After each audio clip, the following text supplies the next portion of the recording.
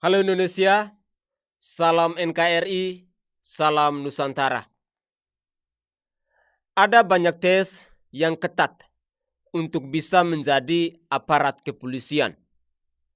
Sehat rohani dan fisik, penglihatan harus jelas, tidak boleh minus atau silinder, tes psikologi yang juga terasa sulit, dan kalau sudah melalui serangkaian tes itu, juga harus melalui metode pendidikan khusus dengan disiplin yang sangat tinggi. Jadi, jiwa-jiwa yang tidak disiplin pasti sulit lolos untuk masuk anggota kepolisian. Sehingga ada banyak pengorbanan yang harus dikerahkan untuk bisa menjadi anggota kepolisian negara. Dan itu adalah suatu kebanggaan bagi orang tua yang anak-anaknya itu bisa lolos untuk masuk kepolisian. Namun, ketika misalnya si anak yang sedang menjalankan tugas yang jauh dan pulang tinggal nama ataupun misalnya pulang tinggal mayat, betapa teririsnya hati sang orang tua itu. Seolah-olah apa yang telah dikorbankan dan diusahakannya selama ini adalah sia-sia belaka. Sudah banyak tangis yang kita saksikan dari para orang tua yang anak-anaknya itu gugur dalam menjalankan tugas. Tapi itulah pengabdian. Banyak yang harus dikorbankan, dan hal ini sangat dipahami oleh mereka yang berjiwa besar, yang paham akan arti bela negara dan arti sebagai manusia sejati. Dan dengan banyaknya peristiwa yang terkait dengan kepolisian ini, ternyata tantangan dan bisa juga dibilang cobaan menjadi polisi itu cukup besar di negara yang penduduknya mulai makin meningkat dan panggung politiknya pun makin dinamis. Konsekuensi pertambahan penduduk juga terkait soal keamanan dan kenyamanan. Jadi, ketika seseorang sudah lolos menjadi anggota polisi, bukan berarti bahwa sebuah kemenangan besar.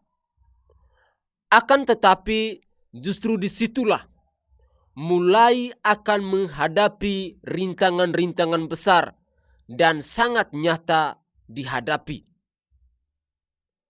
Pemirsa Sainai TV, menumpas para penjahat sebenarnya tidak sulit bagi kepolisian yang sudah sangat maju teknologinya. Baik itu persenjataan maupun perangkat cyber yang sekarang sudah semakin canggih juga. Namun, hal tersulit yang dialami adalah melawan ego atau diri sendiri. Apalagi ada aroma politis yang melingkupi suatu kasus. Maka disinilah kesulitan yang harus dihadapi, serba ekstra hati-hati. Ada gontok-gontokan dan adu licik bisa bermain di sana. Namun perlu diingat juga bahwa anggota kepolisian bukanlah Superman. Ia juga manusia yang bisa lelah, bisa ngantuk, dan bisa mengalami stres dengan tekanan pekerjaan. Meskipun ada yang begitu, banyak yang cerdas dengan taktik intelijennya. Namun tetaplah sebagai manusia dengan segala keterbatasannya. Maka karena itulah, ada semacam latihan kekuatan jiwa atau pikiran agar bisa mengimbangi kekuatan fisik atau mengimbangi kekuasaan atas wilayah keamanan. Kekuatan jiwa itu bukan doktrin keagamaan ala kaum hijrah atau yang doyan mengkafir-kafirkan.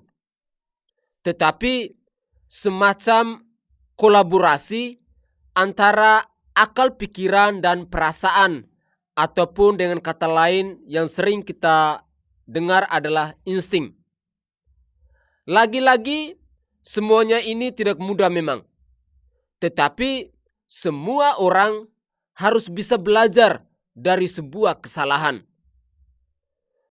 Tetapi sebuah institusi seperti kepolisian yang begitu besar tentu saja ada banyak anggotanya dan ada banyak karakter di dalamnya, meskipun ada sistemnya juga. Maka karena itulah ada saja istilah polisi nakal, ataupun dalam bahasa Inggris dikenal dengan sebutan bad cop. Kira-kira ada beberapa persen polisi nakal, baik yang model kakap maupun model Terry ala tukang tilang selama lembaga ini berdiri?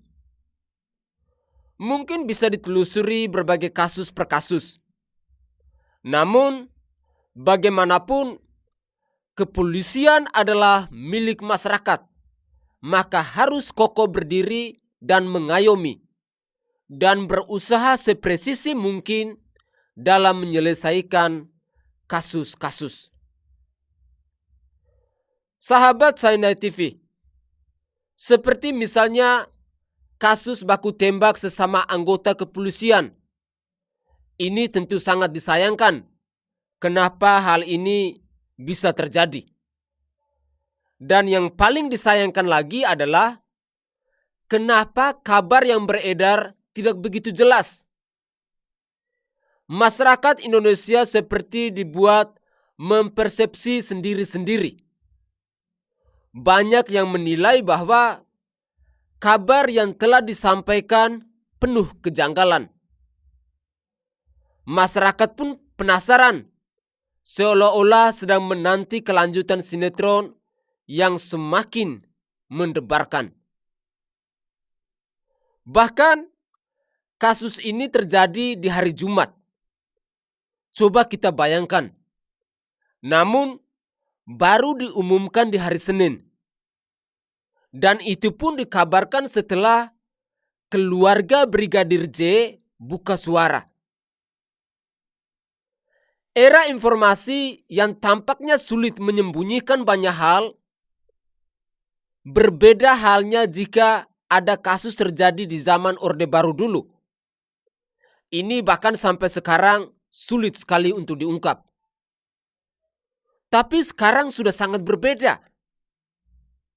Jadi, semoga Kapolri Jenderal Listio Sigit Prabowo yang telah membentuk tim khusus jenderal-jenderal untuk usut bongkar kasus Brigadir J yang tewas ditembak di rumah Kadif Propam Irjen Verdi Sambo itu segera menemukan kejelasannya. Apapun itu ceritanya atau kisahnya harus dibeberkan. Semoga tidak ada yang ditutup-tutupi. Dan semoga dengan kejadian ini, lembaga kepolisian terus berbenah dan menguatkan jiwa-jiwa para anggotanya yang hidup dan matinya itu hanya untuk demi negara, demi menegakkan keadilan di bangsa ini. Begitulah kira-kira. Salam hormat, salam NKRI. Saya Franciscus Adrianus Sai, salam sehat untuk kita semua.